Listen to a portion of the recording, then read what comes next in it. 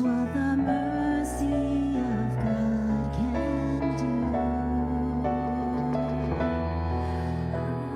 I'm alive to tell the story of how I've overcome. It's His goodness and mercy and the power of His blood. I'm so glad that my freedom wasn't based on what I've done, but the goodness of mercy and the power of His blood.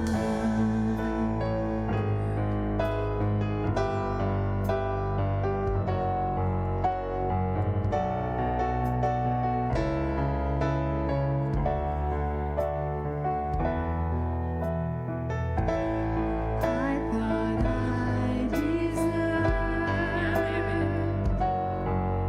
to be 6 feet beneath the earth.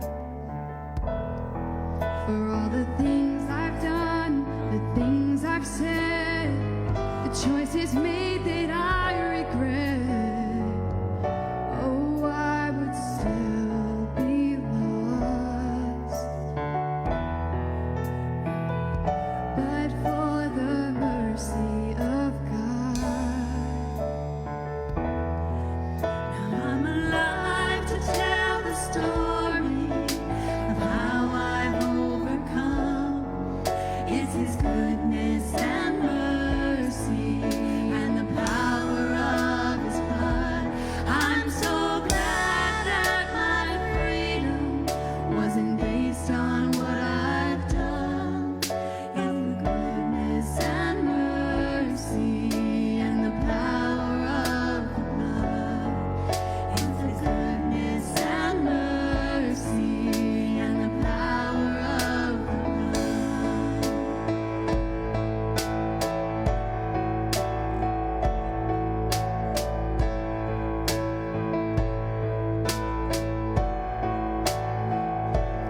Was the cross meant for me that my Savior carried? Now I've been made free by the mercy of God. Was the grave meant for me where my sin lay buried? Now I stand redeemed by the mercy of God. Was the cross meant for me that my Savior carried? Now I've been made free by the mercy of God.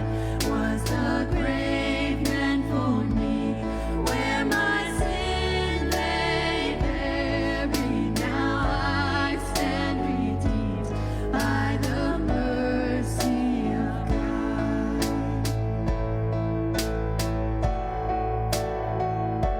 Now I'm alive to tell the story of how I've overcome. It's His goodness and mercy and the power of His blood. I'm so glad that my freedom wasn't based on what I've done, but the goodness and mercy and the power of the blood. It's His goodness and mercy and the power of the blood. It's His goodness and mercy and the power of the blood.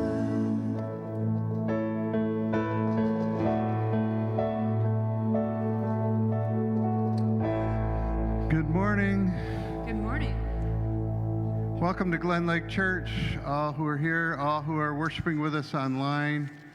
Kind of a strange day, right? Windy and raining and buckets last night, but at least the power's on, so that's good. The power is on. You never know. I'm Mike. I'm one of the pastors. Usually at this point, what we do, whether it's me or someone else, what we do is we give announcements. Here's what's going on, and I'm not going to do that today. Not because I want to keep you in the dark, but because we're changing things up a bit. So we're gonna do announcements at the end of the service. So we'll just kind of, hold your attention. Today, we enter into Lent, and really technically we did that last Wednesday, but we are in the Lenten season. It's a season of journeying. It's a season where hopefully we can draw closer to God, and it's a season of searching and learning and exploring, and we're going to go through that. I'm so excited because our associate pastor, Raleigh Donahue, I'm excited for two reasons, okay? One, Raleigh has coordinated this series and will do the bulk of the preaching, not all of it, but the bulk of it. And why does that excite me? Because did I mention that Raleigh's doing the bulk of the preaching? Because I don't have to do it. I have to do a little bit of it. But the second reason, and more to the point, is it's going to be really good. I've seen how this lays out. I'm excited to learn and grow in my understanding, but in my walk with Christ too. And this is going to be really good. So it's going to be different, and we'll just journey together. As we get started, stating the obvious, I think, the last 8 or 9 days since the situation in Ukraine began to unfold in earnest have been incredible to watch and rather disheartening. So we're in this together. I know all of you here and those of you who are online, we are tracking with this, and it hits heavy. It's heavy upon us. If you're like me, you're maybe wondering, what can I do? What can we do? And we know as Christians we can pray. I'm going to say a little more about that at the end of the service. But just know, our hope, again, we're reminded of this at different times where it's just so much more overt than at other times, that ultimately our hope is not in governments, it's not in rulers, it's not in armies or military. Our hope is in Christ, and it's assured. And as dire as it is, and it is, we need to cling to that. So just a word of encouragement there. With that, though, let's stand and worship. You know what? You can just stay seated right now for a moment. We're going to learn a new song for this Lent series. Pastor Raleigh has planned. We're going to take a journey through the wilderness with the Israelites, and the power of story is amazing, and Scripture tells the story of the Israelite people over and over again through the Psalms. In many different books, they retell the story of what God did for them so they would remember that our God is faithful, He is just, He is loving and merciful. And so this song is called Mercy.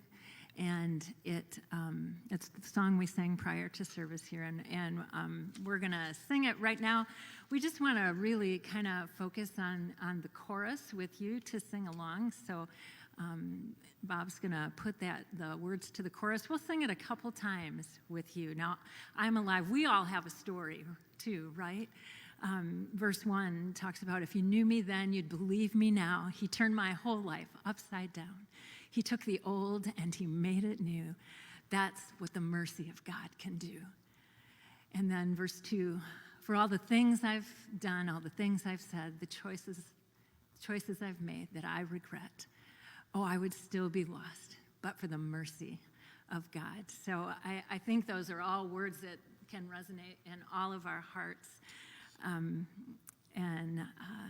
Now we're alive to tell the story, right? To tell the story to the people around us, our neighbors and friends, our coworkers, people we run into everywhere. So here is the chorus.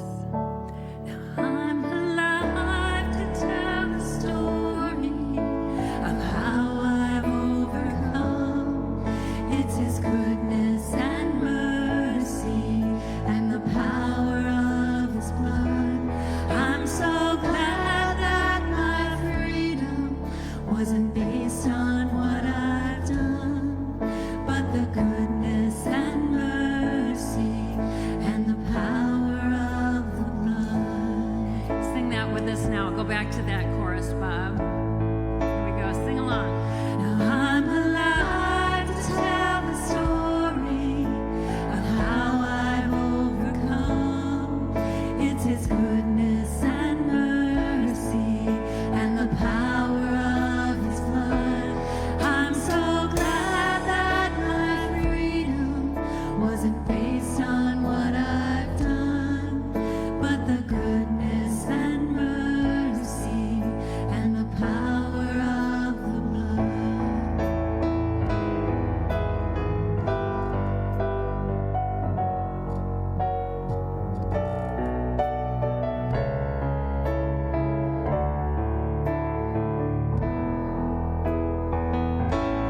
I'm living proof of what the mercy of God can do. And if you knew me then, you'd believe me now. You turned my whole life upside down, took the old and He made it new. That's just what the mercy of God can do. Amen. Would you stand and sing?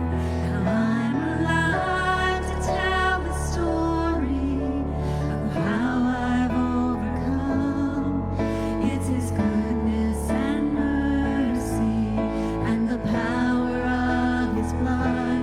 I'm so glad that my freedom wasn't based on what I've done, but the goodness and mercy and the power of the blood.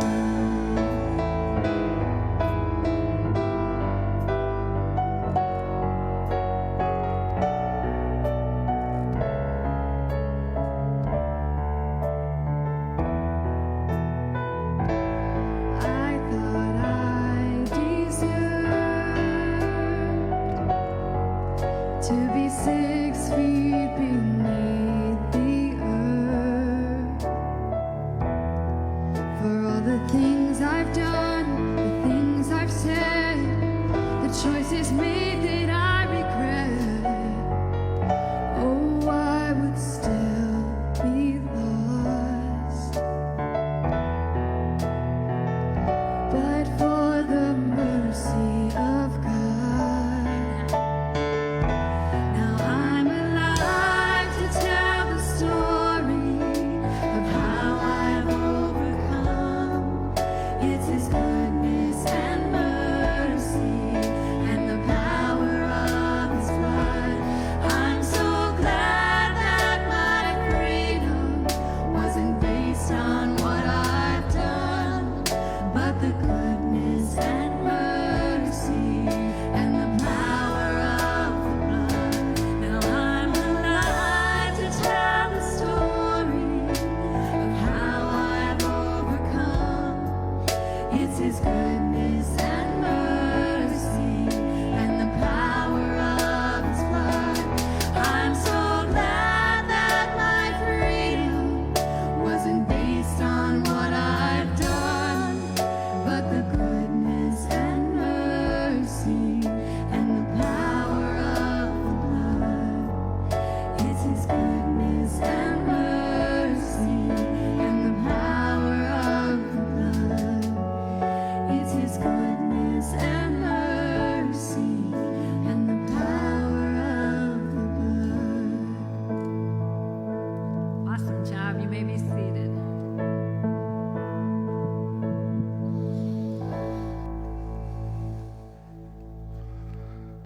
Hello. For this Lenten season, I really did want to go through, as Dan was mentioning, the story of Moses and the Israelites in the wilderness for 40 years. Lent is not a biblical tradition, but it is a tradition that's thousands of years old in the church. And it arises from 40 days that people would take to study and to fast and to prepare for their own baptism. And eventually enculturated out, and baptism would happen every year, once a year on Easter. So if you missed that, you had to wait for a whole nother year. So it eventually broadened out so that the entire church would help participate with people that are preparing to come into the faith, and we would all spend 40 days of study and fasting. And because of this number 40, right, people either focus on Jesus' 40 days in the wilderness or on the Israelites' 40 days in the wilderness. And Lent is supposed to be a time of wilderness for us. Wilderness as preparation for the new life that we're going to have. So with that, these 40 days in Exodus, we're going to change the order of the service a little bit, which is that we're going to have a little talk at the beginning of the service and a sermon at the end of the service. Because as you move through Exodus, these stories always come in pairs. And a lot of times you can understand what the stories are when you understand the stories in pairs. So we'll start with the story at the beginning of the service, and then we'll have a story at the end of the service. The story at the beginning of the service is early on in Exodus, and it's a story of disaster. It's a story of Moses giving in to his anger. Anger is a constant problem we'll see with Moses, that he tends to act before he thinks sometimes. And Moses learns throughout the story of Exodus what it is to think and to rely on God more and more and less to act. And this is early on, before Moses has even been called. We know very little at Moses at this time in his life, but we do know that he was born into a genocide. He was born into a Hebrew family that was living as slaves in the land of Egypt. And Pharaoh decreed that because the slaves were becoming too numerous, that all the male children should be thrown into the Nile. Now, I don't know if Moses' mother was, technically telling the truth when she threw Moses into the Nile, because she did put him in the Nile, but she put him in a basket. And he lay in the basket, and his sister Miriam would watch him in the basket to make sure that everything was okay. And one day, Pharaoh's daughter came and found this baby and determined, oh, this must be a Hebrew baby that they're hiding. And so she adopted the baby into its own. Now, this creates a crisis for Moses, because Moses, as we'll find out too, especially later on in the second story, doesn't quite know who he is. Today, we're going to be talking about how Moses came to learn who he is and who his people are. In the book of Exodus and in the life of faith, who you are and what you are called to do has a lot to do with who your people are. One of the phrases I use over and over again in my preaching, my liturgy, right, is that we are the people of God. We belong here and with each other, and that's how we know what we are called and expected to do. Moses doesn't know this at this point in his life. He's raised between two worlds. He's not quite Egyptian, but he's not really Hebrew either. We know that he doesn't know basic things about the faith. He hasn't circumcised his own kids, we'll learn later. He doesn't really participate much, and yet he's called to lead this people that he doesn't really identify with. This is the story that I think I want to pair. Later we'll talk about the burning bush and this. And the reason that these things are paired is there's an interesting thing in Hebrew, which is that the verbs in both of these stories are the same. Not all of them, but about 80% of them. The verbs are the same, the story is very different. This is the story of Moses. One day after Moses had grown up, he went out to his people and he saw their forced labor. He saw an Egyptian beating a Hebrew, one of his kinsfolk, and he looked this way and that, and seeing no one, he killed the Egyptian and he hid him in the sand. When he went out the next day, he saw two Hebrews fighting, and he said to the one who was in the wrong, "Why do you strike your fellow Hebrew?" He answered, "Who made you a ruler and judge over us? Do you mean to kill me like you killed the Egyptian?" Then Moses was afraid, and he thought, "Surely this thing is known." And when Pharaoh heard of it, he sought to kill Moses. But Moses fled from Pharaoh, and he settled in the land of Midian. I want to point out the verbs here, the sight verbs. Did you notice them over and over again? The sight verbs in these stories determine what Moses will do. Moses sees an injustice, but what does he do immediately? He looks around. He sees an injustice and he looks around. Why? Does he think someone else should take care of this injustice? Does he wonder if he can get away with something here? Is he wondering who will see him when he acts? And because he sees no one, he acts out of anger and violence. The oldest religion in the world is not the cult of Baal or anything else. The oldest false religion in the world is the cult of violence, right? That's what we're seeing today. The belief that when you see an injustice, You can solve it through violence. But what is the next thing? First, Moses has sight of things, but then it causes fright. Immediately, he is frightened of Pharaoh. The Egyptians are frightened of him. Even more to the point, his own people, the Hebrews, are frightened of him. His act of violence, which was meant to save them, only causes them to fear him and to pull away. And eventually Moses himself is frightened and he takes flight. He leaves. He moves to a new land. The rest of this passage shows that Moses is no way accepted in this land as he is in their own. He passes himself off as an Egyptian.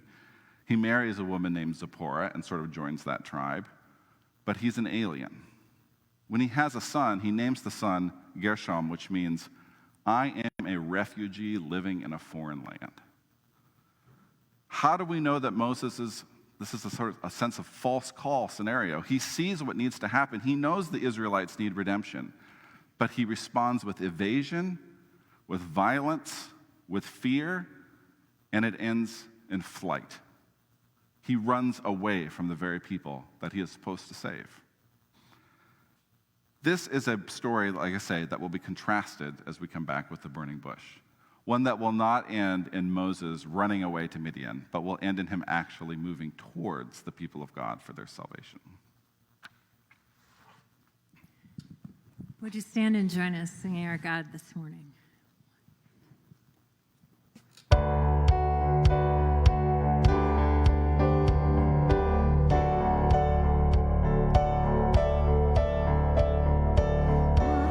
Turn into wine. Open the eyes of the blind. There's no one like you. None like you. Into the darkness we shine. Out of the ashes we rise. There's no one like you. None like you. Our God is greater, our God is stronger. God, you are higher than any other. Our God is healer, awesome in power. Our God, our God.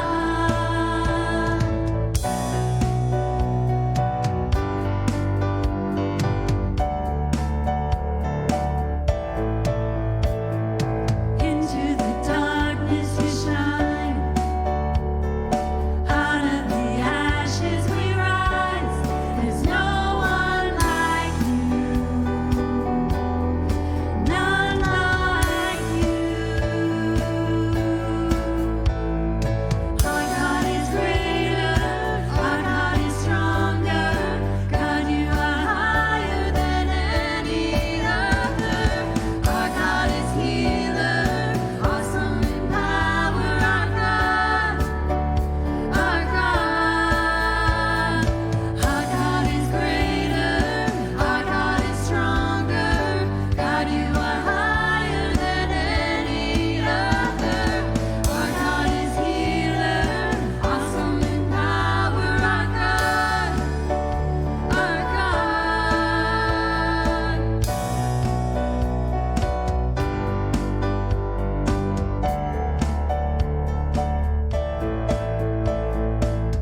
And if our God is for us, then who could ever stop us? And if our God is with us, then what could stand against? And if our God is for us, then who could ever stop us? And if our God is with us, then what could stand against?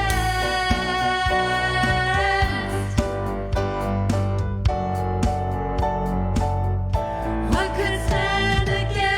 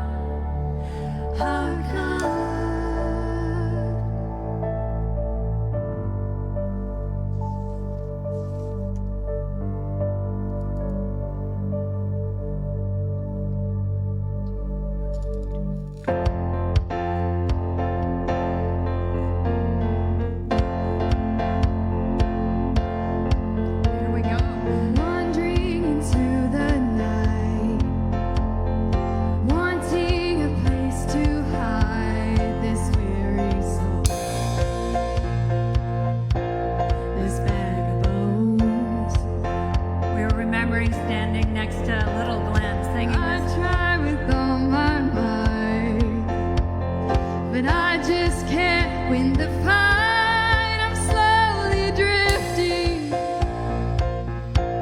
a vagabond. And just when I ran out of road, I met a man I didn't know, and he told me that I was not alone. You picked me up, you turned me around, and placed my feet on solid ground. I thank the Master, I thank the Savior, because you healed my heart, you changed my name, forever free. I'm not the same. I thank the Master, I thank the Savior, I thank God.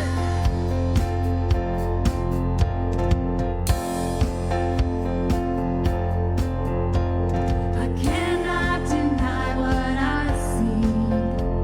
Got no choice but to believe. My doubts are burning like ashes in the wind. So long to my old friends, burden and bitterness. You can't just keep it moving. Now you ain't welcome here. From now till I walk streets of gold, I'll sing of how you saved my soul. This wayward son has found his way back home. You picked me up, you turned me around, and placed my feet on solid ground. I thank the Master, I thank the Savior, because you healed my heart, you changed my name, forever free. I am not the same. I thank the Master, I thank the Savior, because you healed my heart, you changed my name, forever free. I am not the same. I thank the Master, I thank the Savior, I thank God. Amen. Let's thank God this morning, huh? Give him a hand. Praise his name. You may be seated.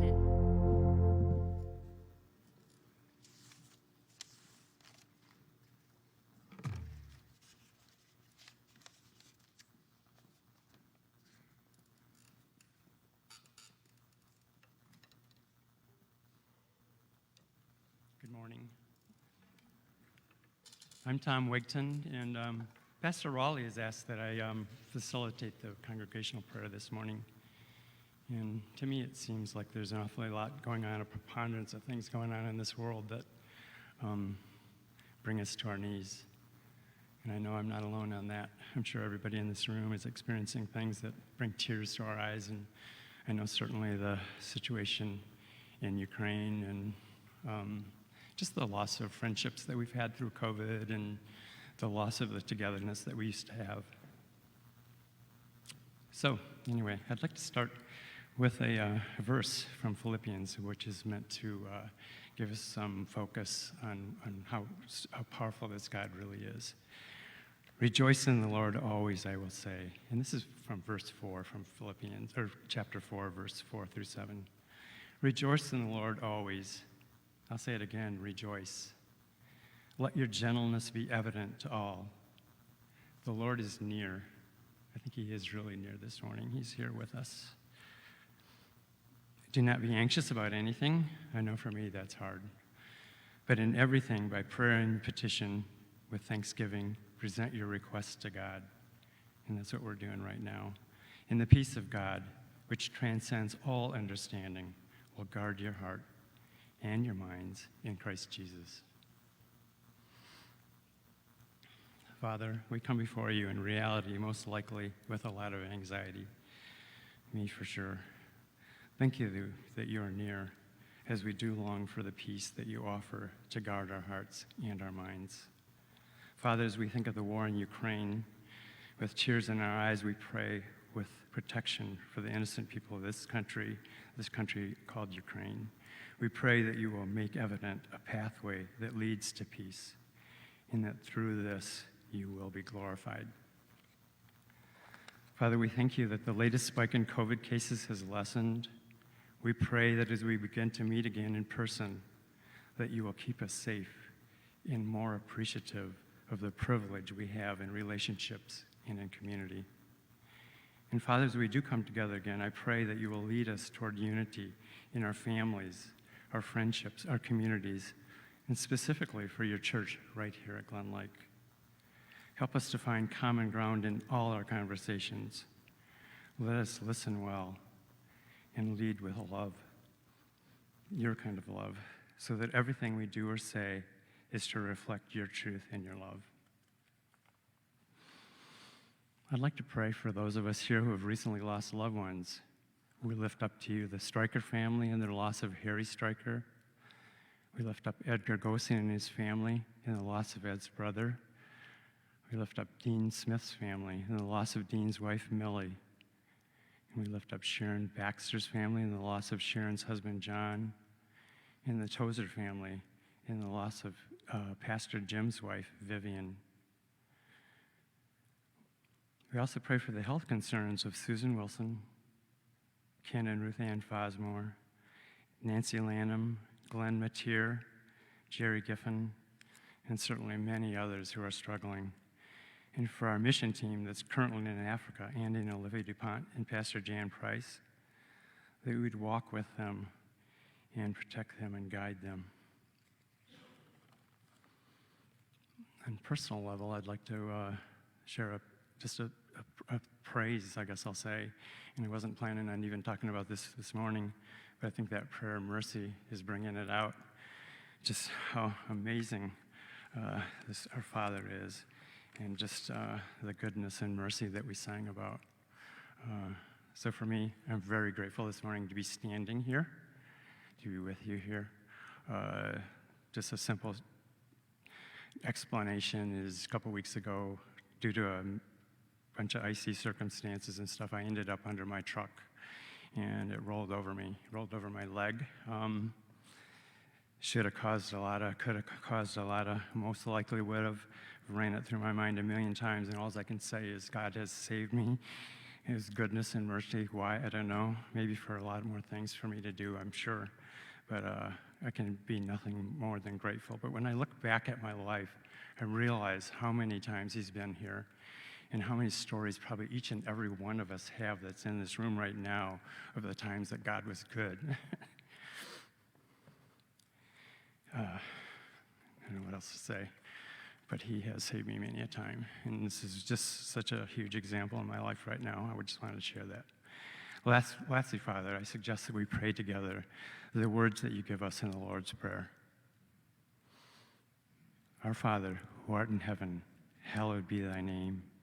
Thy kingdom come, thy will be done, on earth as it is in heaven. Give us this day our daily bread. Forgive us our debts as we forgive our debtors. And lead us not into temptation, but deliver us from evil. For thine is the kingdom, the power, and the glory now and forever. Amen.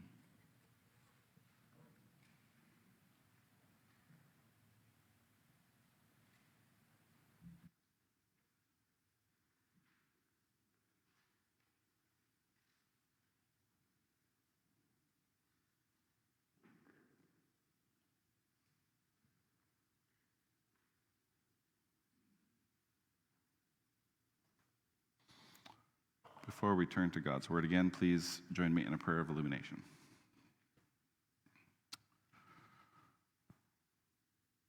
Our Father, please open our eyes so that we can see the meaning in your word, so that we see more than scribbles on a page, but that we see the living spirit that bubbles beneath these words, that is ready to enter our hearts, to transform our lives, and to lead us forward. In your name we pray. Amen. I'm going to say something that might be a little bit odd, but hopefully you'll give me an amen at the end of it. This is not an amen-y church, so like I said, we're going to try new things in Lent, so this can be one of the things we try. I'm really glad that the people in the Bible mess up so much. All right. Maybe if I explain that, I'll get a better amen. I mean, the last story is a primary example, right? Almost every person in the Bible, right, their origin story, so to speak, or the way that they come about to be part of the people of God involves really horrendous things. There are really bad things in the Bible. So, one of the first things we're like, here's Moses. He's going to be our hero. Oh, yes, he murdered somebody and then ran away and hid in the wilderness. But the reason is, as we're about to see, as we turn to this next story, the story of the burning bush, the reason I'm glad for that is because it's not the supreme moral character of the people in the Bible or the fact that they're perfect, that they're in the Bible. And it's not the fact that we're perfect or that we know all the right things to do is the reason why we're here. As we're going to turn to the burning bush, right? The reason is because of God. God's mercy, his justice, his ability to give us second chances, his ability to redeem people who have done the worst things in the world. So I'm going to try it again. And with that in mind, can I get maybe a little louder amen? I'm really glad that the Bible has such horrible people in it. How's that? So the story of Moses and the murder, right, kind of boiled down to three things. There's that constant repetition of the C word, which, never mind, I should not have said that. Delete that from Facebook. The visions words, right, that are used over and over and over again in the Bible. That Moses, there's a time when his sight is really important. What is he looking at? And then there's an action that he takes that causes him to fright. Sight, fright, and flight. That's how I thought of that as I thought about this all week. And he becomes ashamed of his actions. He hides a body. He's nervous that other people know. And then that ends in flight, away from the very people that he wanted to do good to, the very people that he wanted to help rescue, into the wilderness where he lives as an exile. Those things are still present in this passage. It pays a lot of attention to what Moses looks at, his sight at the very beginning. And then there is a moment where Moses is frightened. And then it ends not with a flight away from something, but a flight back to Egypt to perform the task that God has given him. So as I read this passage from Exodus 3, pay a lot of attention to the vision words. Moses was keeping the flock of his father-in-law, Jethro, the priest of Midian, and he led his flock deep into the wilderness until he came to Horeb, the mountain of God. There the angel of the Lord appeared to him in a flame of fire out of a bush. He looked, and the bush was blazing, yet it was not eaten up. Then Moses said, I must turn aside and look at this great spectacle and see why the bush is not being burned up. When the Lord saw that Moses had turned aside to see, God called to him out of the bush, Moses, Moses. And he said, Here I am. Then God said, Come no closer. Remove the sandals from your feet, for the place on which you are standing is holy ground. He said further, I am the God of your father, the God of Abraham, the God of Isaac, and the God of Jacob. And Moses hid his face, for he was afraid to look at this God.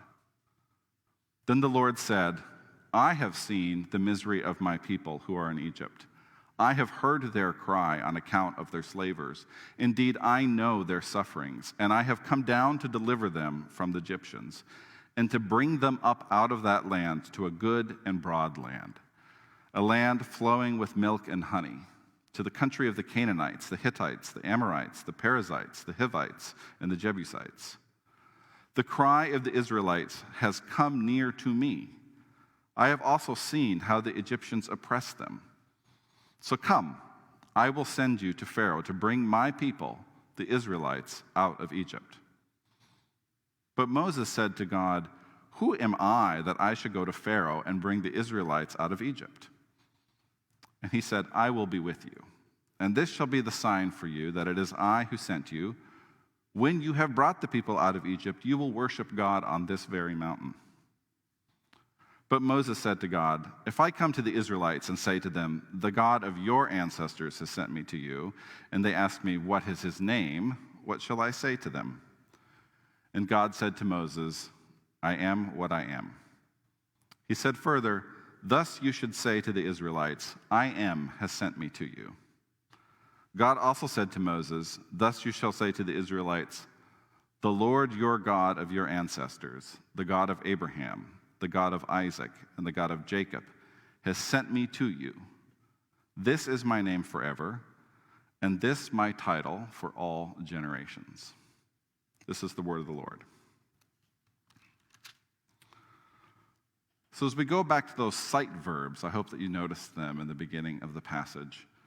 I want to go through them piece by piece, because one of the things I want us, as we go into this Lenten series, to really think about, and for you to really think about, is what is your calling? What is it that God has called you to do? What is our calling? What has God called Glen Lake Church to do? It's not enough, as we saw in the last story, to just look around and see things that are unjust and get angry.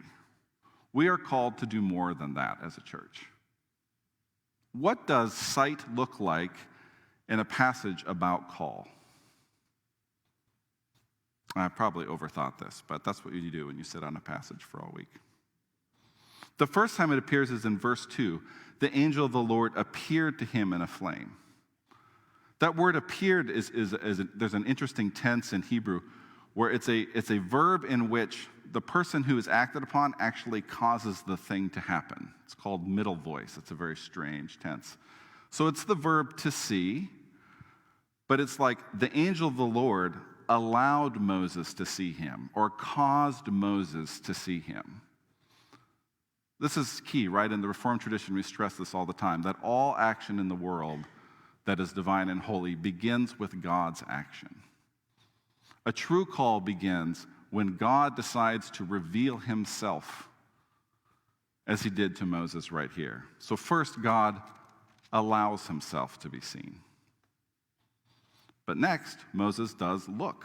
He looks at the bush, and he notices something odd about it. And then he tells himself, "Oh, I need to turn and look at this bush and see why it is not being burnt up."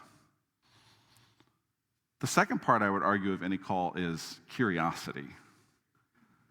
I'm willing to bet there are a lot of times that you go out in the world and God causes you to see something, and yet we don't turn aside and look at it. Curiosity is the beginning. It is one of the holiest virtues that I can imagine, being curious about the world, being curious about other people. Look around this room right here. It's not just people. Go ahead, look around. We all bear the image of God. Just as God is in the burning bush, we all bear the image of God. Does that not excite you with curiosity about who these copies of the image of God are and what is going on in their life? When you go out in nature, are you not curious about all the things that are out there? Be curious. Cultivate curiosity. You notice when Moses saw the Egyptian beating the Israelite, he didn't look at that. He looked around. I find that very telling. Why did he look around? He wasn't curious about what was happening. He wanted to know what he could get away with. He wanted to know who was watching him. Don't pay attention to who's watching you. Be curious about what the Lord is allowing you to see. Then next, I find this really telling. God looks back when Moses is curious. When the Lord saw that Moses had turned to see, then God calls his name. The response after the curiosity is when he calls his name. And then he reveals himself. Who am I? I am the God of your father, the God of Abraham, the God of Isaac, and the God of Jacob. And then, what does Moses do? He hides his face. Poor Moses, because he's afraid to look at this God. I find that really interesting. We're going to see this dance continually with Moses. He does not like his vocation. He does not like his calling. We could read the next 2 or 3 passages in which, all the way to Egypt, he's arguing with God about whether he has to do this or not, until the Lord shows up and sort of makes him take this on. He doesn't like the challenge, and I wonder if some of this too is pay attention to the way the words are phrased here. A divine being in a bush, Moses is okay to look at, but he's afraid when he finds out it's the Hebrew God. What's in that? And when God says to him, I'm the God of your father, what does that mean to Moses, who did not grow up with his own father, who did not grow up with his own people? Throughout this whole passage, as we read it again, you'll see that God continually refers to the Israelites as my people. And that word for people is like my tribe. These are my people. Moses never says that. Do you know Moses never calls the Israelites his people until almost the end of Exodus? God always shows up and is like, these are my people. And Moses is like, yeah, they're your people. They're not mine. And when God says, I'm the God of your father, Moses never picks that up, right? He never says, yeah, you're the God of my father. Moses is a little intimidated by this Hebrew God. He doesn't know what to make of it. He's afraid. And then how does the Lord respond, which I think is fascinating? The last scene is this, is God says, I have seen the misery of my own people, and I have heard their cries, and I know their sufferings. That's, if you read Exodus, that's a trilogy that happens over and over and over again. 3 senses. That word know, by the way, in Hebrew, there are a few different words for know. That's the word know that's the same as the word for hand. It's a knowledge that can only be known by touching. So it's a very intimate kind of knowledge. So it's almost like God is saying, I've seen their suffering, I've heard their cries, and I've touched their suffering. That's the last part of the call. Moses is frightened. He's afraid to look at this God. But if you want to know a call, if you want to know what God is up to in the world, pay attention to what God sees. What does God see? Do you see what God sees? Is your vision in line with what God sees, with what God hears, with what God touches? A call isn't something that will come out of the blue and give you some miraculous understanding necessarily. A call invites you to pay attention, to be curious, to be looked back upon God, even if that's a frightening thing, and to pay attention to what God sees. That's the sight version. I want to talk a little bit more about this fright part. Because I think there are things here that God immediately does to make Moses deal with his fright in a way that keeps him from becoming the sort of paranoid person who just takes off to the middle of the wilderness that he was in the last passage. What are some of the ways that God, in a sense, shows Moses hospitality as a way of easing his fright? And I wonder if this will align with you too. The first, I think, which we often kind of go by, is that he invites Moses to take off his shoes. Now, I don't know about you, but in my childhood, I always had a vision, first of all, that God was just about this close from like killing Moses or something like that. So I always thought, well, you take off the shoes because the shoes are like, you know, it's a sign or whatever. I don't know. I had a very magical thinking as a childhood. I hadn't thought much about it. But as I've really dwelt with this passage over the years, what I see that he's doing there is this is an act of hospitality, right? In the Near East, in that culture, when you entered someone's home, you take off your shoes. He may also be inviting him to set aside what he thinks he's doing. Sandals are not just shoes. The word here is very specific to what a shepherd would wear. Moses is pretending that he's a shepherd. He's tending the flocks of the sheep. He's in hiding, right? And this is his job while he's in hiding. God may also be inviting him to take that and put it to the side for a bit. Take off your shoes and make yourself at home here. Holy ground is home. And I think that might have meant a lot to Moses because Moses didn't know really what a home was. As an adopted kid, as a refugee, as someone who lived between different cultures, for the first time he's being invited to come in and to be at home in a place that could potentially be very frightening for him. The second thing God does as an act of hospitality is that he tells God his name. That's interesting, like the little, it's not in the Bible, but I know the little caption at the top of this passage is the divine name revealed. But that's a little misleading because, of course, in Genesis, the Hebrews and the Israelites, they knew God's name. They call him that all the time. What it really should say is the divine name revealed, parentheses, to Moses, parentheses. And I often wonder if sometime when he says, who should I tell them that I say? And he gives them this divine name. I wonder if in some ways, like he brought that back as a sort of password. It's like, here's how you know that I know who spoke to me in the wilderness, because I know the secret word. I know the secret name of God. And this is a name that's kept very secret in Jewish culture. It's frequently not written. It's rarely said aloud. Hebrew is an interesting language because when you read it, there's just consonants. There's no vowels. I know that sounds crazy, but if you were to read English with just consonants and no vowels, you would still understand what it said, right? The vowels change and are even added later, but in the original Hebrew, there's no vowels. So if you look at this last verse here where he says, "This is my name forever, and this my title for all generations," if you change a vowel in that word, it actually says, "And this is my title, which is to be concealed." It's secret. I'm going to go off on if you've not heard me preach before, I'm a bit of a history nerd, so I'm going to go off on a little history nerd tangent here. The Reformed tradition actually keeps this tradition alive. And you may not have noticed, but I'm not saying the name here today. And I will not say the name, because in the Reformed tradition, we keep that Jewish tradition of not saying the name directly. If you read your Bible, this is something I think that's important to know, that's in there as well, because Reformed people made the first translations of the Bible, and they didn't translate the name directly. And so instead, what they put it instead is the Lord, all in caps, which is what Jewish people do. So if you're reading your Bible, for instance, in this passage right here, the very first sentence, right, the angel of the Lord appeared to him.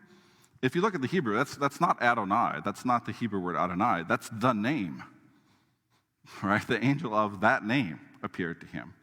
And so it's hidden, in a sense, in your own translations so that you say the name. What is the name? It is 4 consonants. Y, H, W, H. To add to its concealment, it is a name that is hard to say. I wonder if you can say YH, WH. Those are all really soft vowels. In the Jewish tradition, there's a statement that this is not a sound, but it is a breath. The first 2 letters are the sound of the breath in, and the last 2 syllables are the sound of the breath out. So,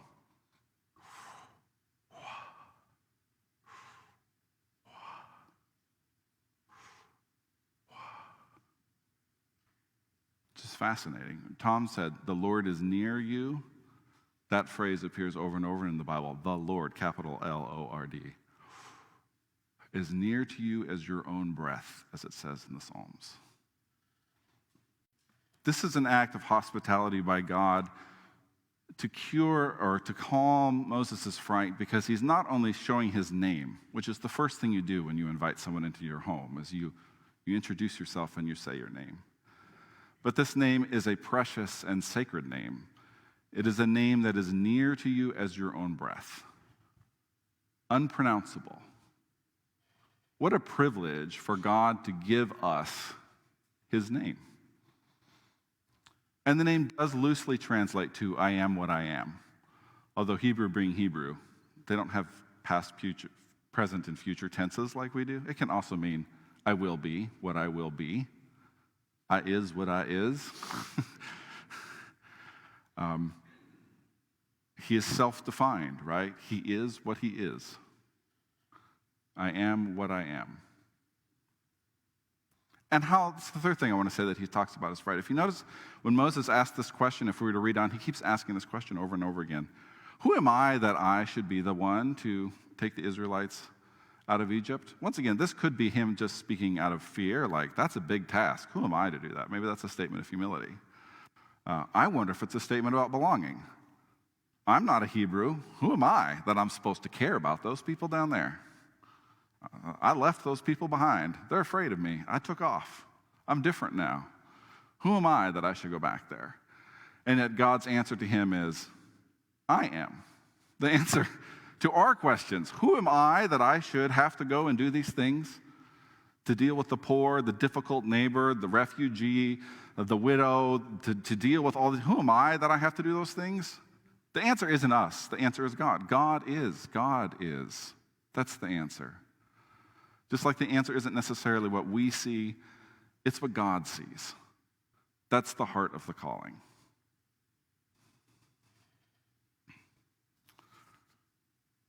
And how does this end up?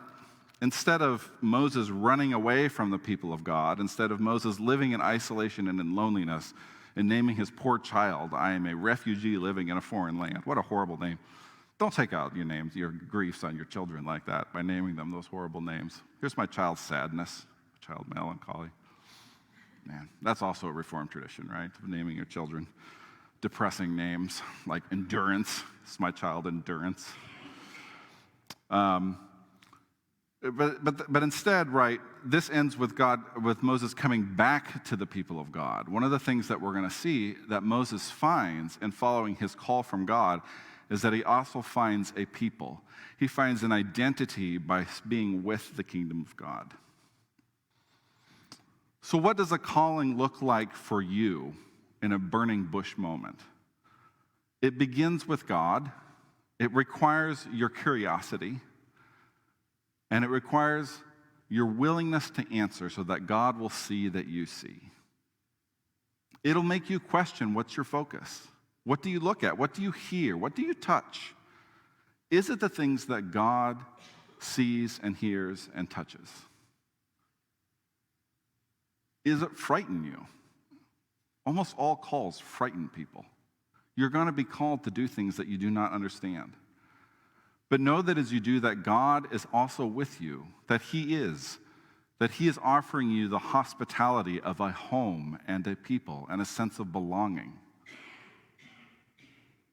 And it doesn't end up in rage and in violence and in shame and in running away like it did with Moses' first story.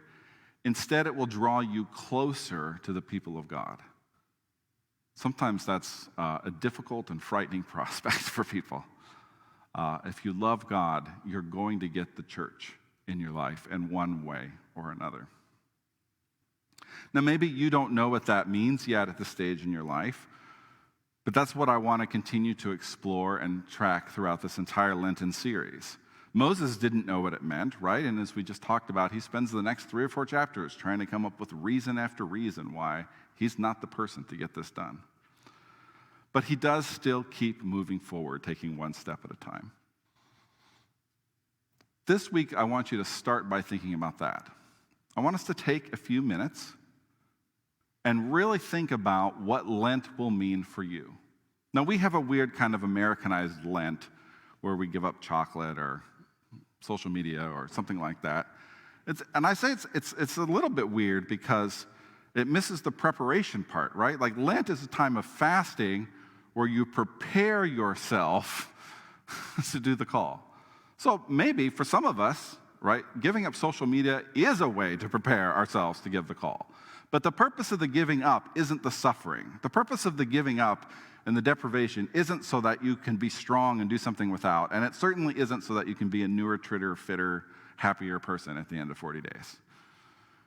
The purpose of giving up something is to prepare. So what in your life, what in the life of this church is keeping us from moving forward with God? And I want you to sit with that question for a couple of minutes. Where the only sound is our breath.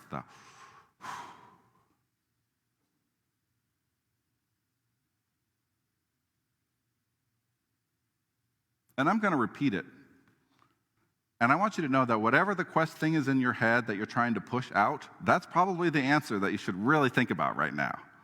What in it in your life do you need to let go so that you can prepare? And what is it in our life as a church that we need to let go so that we can prepare?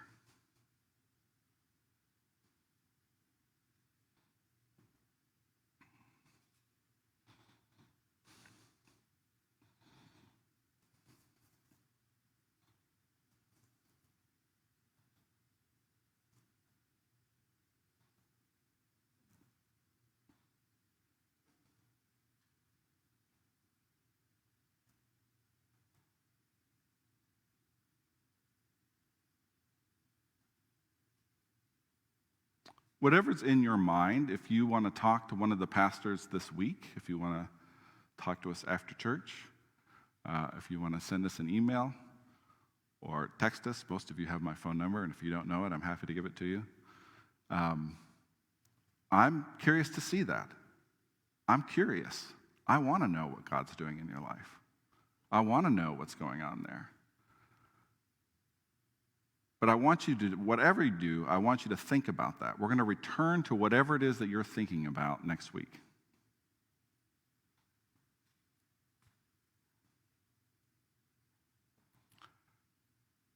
As I said at the beginning, and I'm hoping to get one last amen, I'm glad that the Bible is full of people that make horrible decisions. Amen. That was like the weakest way to get an amen ever. In part, right, because it means that we see in the Bible that it is God that is the sufficient one. It is God who sees and hears and touches. It is God who is constant, his consistency and his fidelity and his love and in his mercy. It is not us. We do not get to do our calling because of who we are, but because of who God is and the way that he invites us into holy ground and shows us the hospitality of his grace. Amen.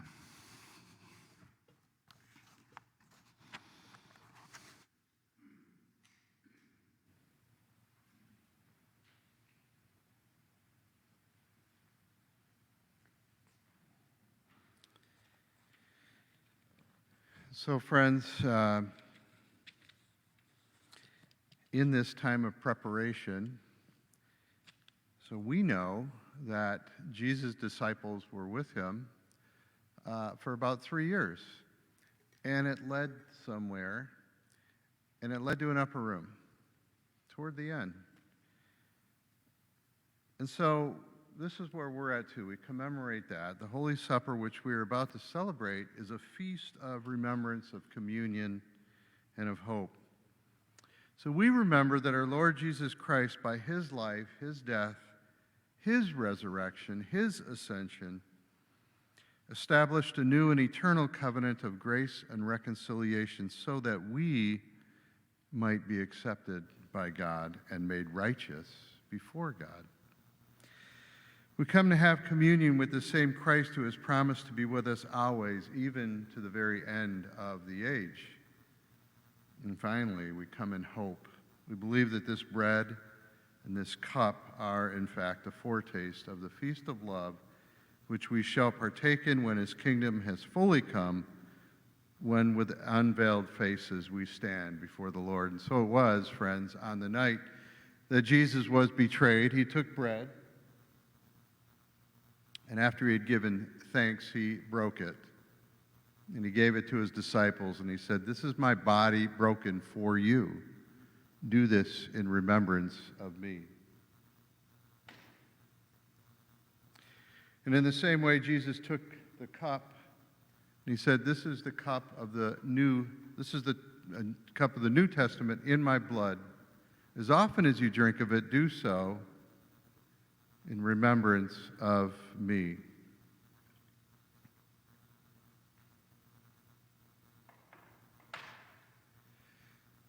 Here at Glen Lake Church, our belief in terms of the communion table is that all who follow Christ are welcome. So you are welcome. However, if for any reason you feel like this isn't for you, I will tell you that this is a judgment-free zone. This church is judgment-free. Your reasons are yours, and we respect that, so you will not be judged. But again, we invite you. And what we'll do is we'll take the elements together. In just a moment, I'm going to invite the elders to come up. There'll be 2 stations. And you can come up and grab a bread and a cup of juice, bring it back to your seat, and we will partake in the elements together. Lastly, so you know, all of the bread is gluten-free, so you don't need to try and think through that. We're all on the same page here. We're going gluten-free here. Come, for all things are now ready.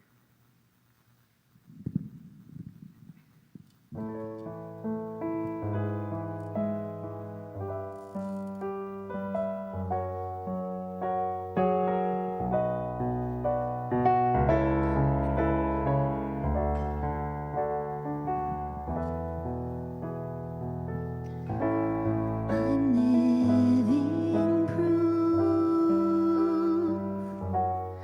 of what the mercy of God can do.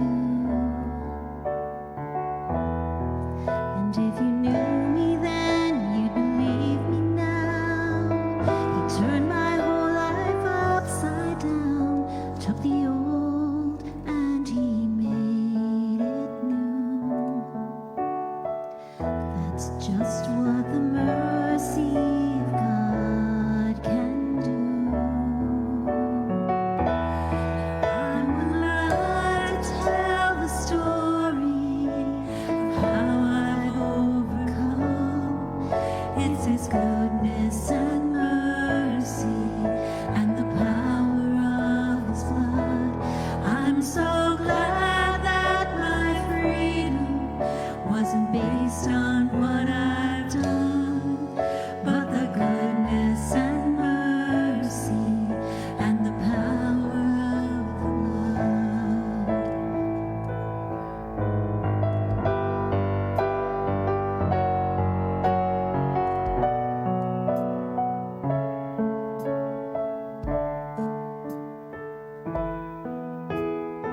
I thought I deserved to be 6 feet beneath the earth. For all the things I've done, the things I've said, the choices made that I regret. Oh, I would still be lost, but for the mercy of God, I'm alive to tell the story of how I've overcome. It's His goodness and mercy and the power of His blood. I'm so glad that my freedom wasn't based on what I've done, but the goodness and mercy and the power of the blood. It's His goodness and mercy and the power of the blood.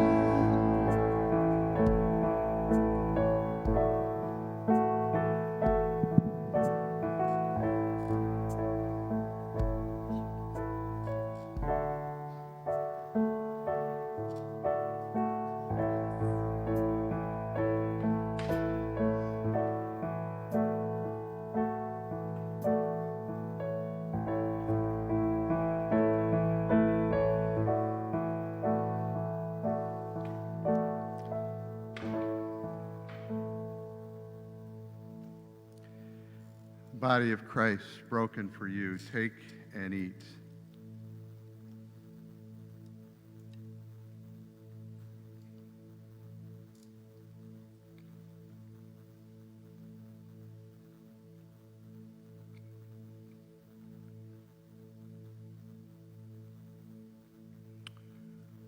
And the blood of Christ shed for you. Take and drink.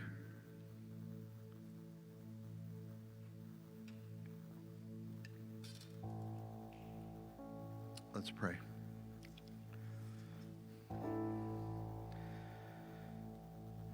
Father, in our journeying, in our wondering, in our uncertainty and the uncertainty of the times that we live in. God, you are our purpose, and you do call us. Lord, help us to be open to where you would guide us and lead us. God, help us to be curious. Lord, we thank you for the reminder that this bread and juice represents, that your Son, Jesus Christ, who sacrificed everything for us so that we could be righteous, is the ultimate act of mercy, and it is not done in isolation. You call us to yourself. So we celebrate this. It is a feast, and it's a blessing, Lord, to be able to commune with you. And we do that together. And it's in the name of Jesus that we pray. Amen.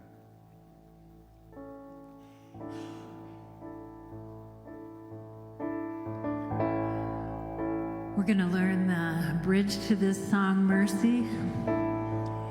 If you'd stand and join us. Was the cross meant for me?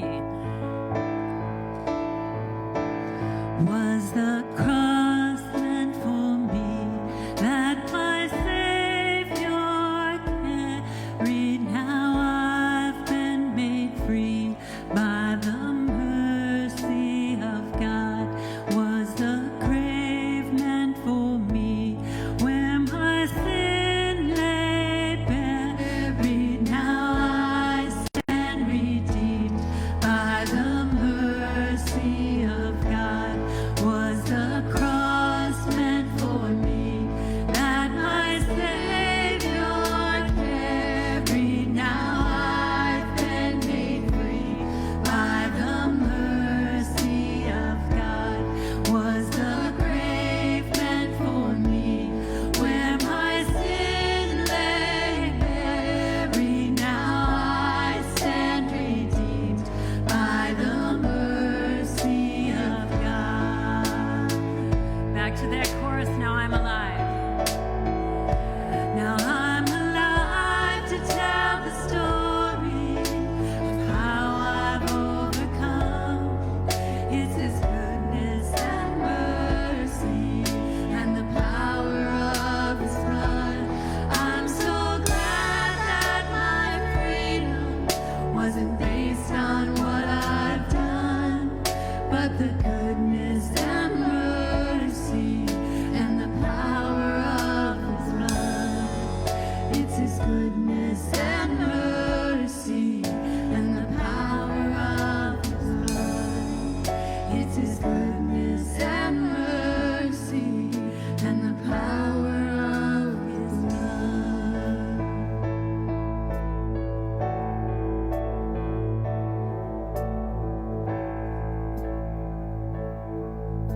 All right, as we go, let me leave you with a couple of announcements. We're going to do these on the back end, so here we go. And I'm not sure which order they're in. So, all right, Food Pantry and Help Link. That's Tuesdays at 4:30. And if that's for you, or if you know anyone who would benefit, please don't hesitate. Food Pantry and Help Link. Grief Share starting up April 5th. That's coming up very fast. So again, if this is for you, if you're grieving a loved one, even if it's in the distant past and this is heavy upon you, please come. If you know someone, please let that person know. And then what's next? Maybe that's it. Let me share a couple other things. Just for calendarization, Community Meal is March 22nd. That's the next one. Our next upper room is March 23rd. And lastly, and this is kind of impromptu, so last minute, but on Wednesday, this coming Wednesday at 7 o'clock, we're going to gather here, maybe out actually, possibly in the fellowship hall, I'm not sure, depending on how many of us. And we're just going to have a time of prayer. And we're going to pray specifically for the situation in Ukraine. I mentioned early on, it's hard to know, like, what do I do? What can I do? I'm here, they're there. Feels powerless, helpless even. But one thing we know as Christians is we are called to pray. and we believe there is power in prayer. So invite you, spread the word if you want, but we want to gather Wednesday at 7 o'clock to pray. And now for the blessing. And so in this series, we are going to, every week, we're going to end the service with the Aaronic blessing, not the ironic blessing, the Aaronic blessing. It's hard for me to say. And these are the words that God instructed Aaron, who is Moses' brother. He said, when you bless my people, say this: may the Lord bless you and keep you. May the Lord cause his face to shine upon you and be gracious to you. And may the Lord turn toward you and give you peace. God bless you. Have a good day.